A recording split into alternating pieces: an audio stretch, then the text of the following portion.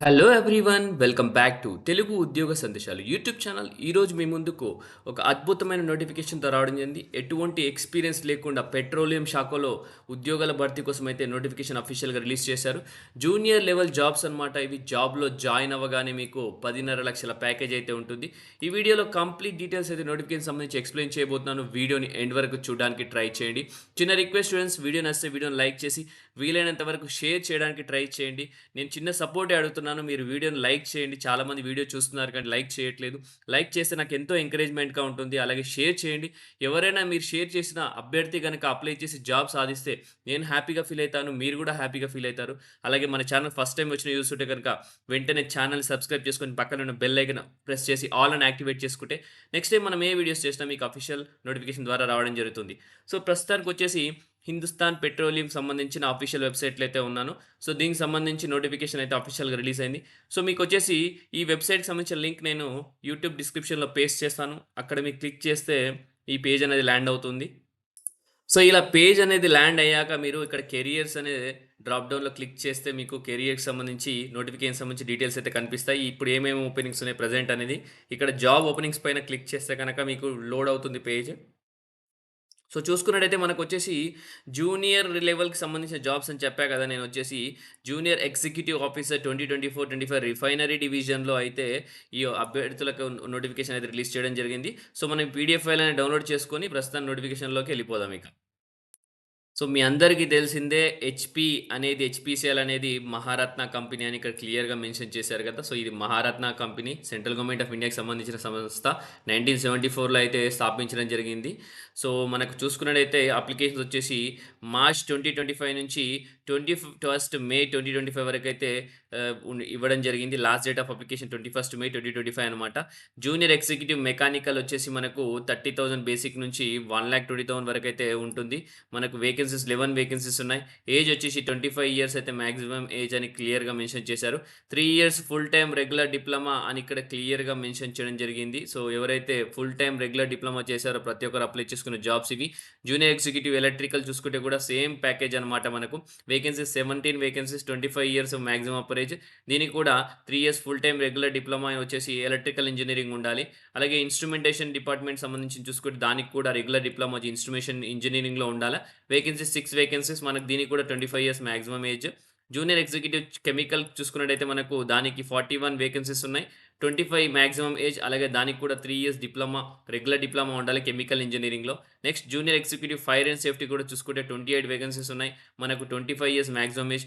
దానికి any science graduate plus diploma in fire and safety అని క్లియర్‌గా మెన్షన్ చేయడం జరిగింది. Experience candidates are also eligible to apply for above positions అని క్లియర్‌గా మెన్షన్ చేశారు. సో, దీనికి సంబంధించిన పీడీఎఫ్ ఫైల్ సంబంధించిన నోటిఫికేషన్ వచ్చేసి 9థ్ మే రోజైతే అప్డేట్ అవ్వడం జరిగింది. మనకు 21st మే వరకైతే టైం ఉంది. సో, ప్రతి ఒక్క అభ్యర్థి మిస్ చేసుకోకుండా ప్రతి ఒక్కరు అప్లై చేయండి. సో, డిప్లొమా ఇంజినీరింగ్ ఫంక్షన్స్ చూసుకుంటే మనకు కోర్ డిసిప్లిన్ వచ్చేసి mechanical engineering, electrical engineering, instrumentation engineering, chemical engineering, fire and safety అనమాట. సో, ఆల్ పొజిషన్స్‌కి మినిమమ్ 60% మార్క్స్ ఉండాలి. అన్‌రిజర్వ్డ్ కేటగిరీకి, ఓబీసీకి, ఈడబ్ల్యూఎస్‌కి అలాగే 50% వచ్చేసి ఎస్సీ, ఎస్టీ, పీడబ్ల్యూ క్యాండిడేట్స్ అని క్లియర్‌గా మెన్షన్ చేయడం జరిగింది. So, short listing and application process చూసుకుందాం. సెలక్షన్ ప్రాసెస్ ఎట్లా చేస్తారనేది. వచ్చేసి మనకు షార్ట్ లిస్టింగ్ వచ్చేసి కంప్యూటర్ బేస్డ్ టెస్ట్ పైన ఉంటుంది. కంప్యూటర్ బేస్డ్ టెస్ట్ క్లియర్ అయితే గ్రూప్ టాస్క్ లేదా గ్రూప్ డిస్కషన్ ఉంటుంది. దాని తర్వాత స్కిల్ టెస్ట్ ఉండడం జరుగుతుంది. పర్సనల్ ఇంటర్వ్యూ ఉండడం జరుగుతుంది. డిపెండ్స్ ఆన్ ది ఏ పొజిషన్‌కైతే మీరు అప్లై చేయడం జరిగిందో. సో, ప్రీ ఎంప్లాయ్‌మెంట్ గనక చూసుకుంటే ప్రీ ఎంప్లాయ్‌మెంట్ మెడికల్ ఎగ్జామినేషన్ ఉంటుంది. ఫిజికల్ ఫిట్‌నెస్ ఎఫిషియన్సీ టెస్ట్ కూడా ఉండడం జరుగుతుంది. సో, వచ్చేసి మనకు all the candidates claiming to fulfil the eligibility criteria will be called for the computer based test అనమాట. ఎవరికైతే డిగ్రీ అర్హత ఉందో అంటే అప్లికేషన్‌కి సంబంధించిన క్వాలిఫికేషన్ వచ్చేసి డిప్లొమా ఉందో, ఫుల్ టైమ్ రెగ్యులర్ కోర్స్ ఉందో వాళ్ళని కంప్యూటర్ బేస్డ్ టెస్ట్‌కి పిలవడం జరుగుతుంది. కంప్యూటర్ బేస్డ్ టెస్ట్‌లో వచ్చేసి మనకు 2 పార్ట్స్ అయితే ఉంటాయి. ఒకటేమో జనరల్ యాప్టిట్యూడ్ ఉంటుంది. టెక్నికల్ ప్రొఫెషనల్ నాలెడ్జ్ ఉంటుంది. జనరల్ యాప్టిట్యూడ్ వచ్చేసి మనకు English language, quantitative aptitude test, intellectual potential test, logical reasoning with DI data interpretation ఉంటుంది. టెక్నికల్ ప్రొఫెషనల్ నాలెడ్జ్‌లో వచ్చేసి questions related to qualifying degree ఉంటుంది. Educational background for the applied position క్లియర్‌గా mention చేయడం జరిగింది. సో, ఎవరైతే కంప్యూటర్ బేస్డ్ టెస్ట్‌లో qualify అయితారో వాళ్ళని గ్రూప్ టెస్ట్‌కు or group discussion, skill test and personal ఇంటర్వ్యూకి పిలవడం జరుగుతుందని కూడా క్లియర్‌గా మెన్షన్ చేయడం జరిగింది. దాంతో పాటు physical efficiency test will be only in qualifying nature అనమాట. ఓన్లీ మనకు మెయిన్ వచ్చేసి రిటన్ టెస్ట్‌లోనే మార్క్స్ ఉంటాయి. మెరిట్ ప్రాసెస్ ఎక్కడైనా కూడా జస్ట్ ఫిజికల్ ఎఫిషియన్సీ టెస్ట్ ఇవన్నీ ఉన్నా కానీ అవి క్వాలిఫైయింగ్ నేచర్ అని కూడా చెప్పుకోవచ్చనమాట. ఓకే.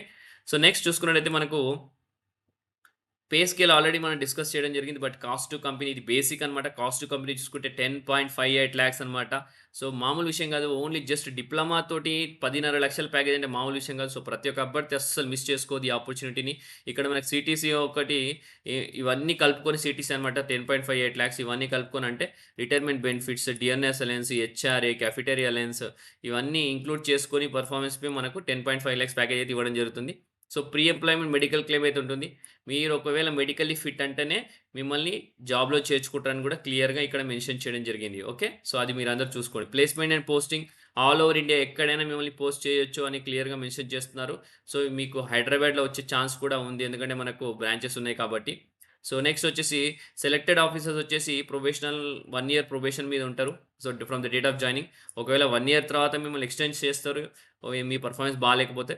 లేదంటే పర్మనెంట్ అయిపోతారు ఇమ్మీడియేట్‌గా. సో, రిటెన్షన్ అమౌంట్ అనమాట. ఎవ్రీ మంత్ మీకు ₹5,000 అయితే సాలరీ నుంచి డిడక్ట్ చేయడం జరుగుతుంది రిటెన్షన్ అమౌంట్. ఎందుకంటే first 6 months probation during officers in pay scale of 30,000 మీరే మధ్యలో ఎళ్ళిపోతే గనక వాళ్ళకి లాస్ కాబట్టి రిటెన్షన్ అమౌంట్ ముందే మీ దగ్గర నుంచి కలెక్ట్ చేయడం జరుగుతుంది. ఒకవేళ మీరు పర్మనెంట్ అయిపోయిన తర్వాత మీ అమౌంట్ మీకు రీఫండ్ చేస్తామని క్లియర్‌గా మెన్షన్ చేస్తున్నారు. సో, మనకొచ్చేసి ఇక్కడ క్లియర్‌గా 103 వేకెన్సీస్ అయితే ఉన్నాయి. అన్‌రిజర్వ్డ్‌కి 44, EWS 10 vacancies, OBC 27, SC, ST 7 and 15 vacancy అని క్లియర్‌గా మెన్షన్ చేయడం జరిగింది. ఓకే. సో, నెక్స్ట్ చూసుకున్నట్టయితే మనకు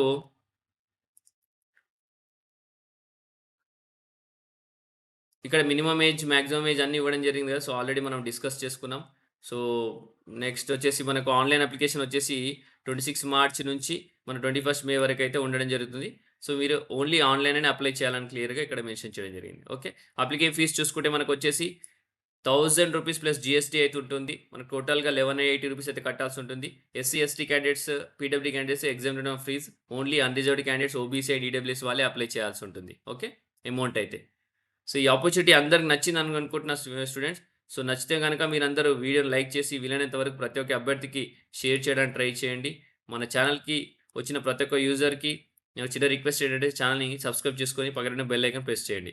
thank you for watching the video. Have a great day.